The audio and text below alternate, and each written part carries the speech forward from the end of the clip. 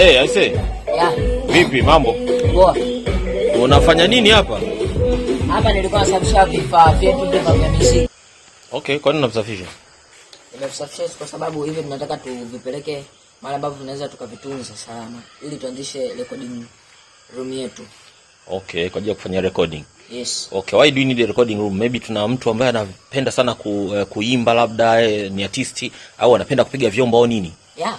Yuko. Nani kwenye familia yetu anapenda sana kuimba, ni mwimbaji mzuri na mdogo wangu anaitwa Anel. Anel. Yeah. Sasa kwa lazima tuanze kumwandalia mazingira mapema ya kufanya hivi. Kwa hiyo hivi na basically vinatosha. Kifaa gani kinakosekana hapa ili kuweza kufungua? Naona hapa kuna hii nini mixer, kuna hii MIDI controller, kuna gitaa. Hizi gitaa sio mchezo, maana zote zimekamilika. Pale kuna sound processors. Kifaa gani labda kinaweza kuwa kimekosekana hapa ili tuweze kufanya finalization ya studio yetu? Hapa maybe labda kama tukipata computer, maybe some drums. Okay.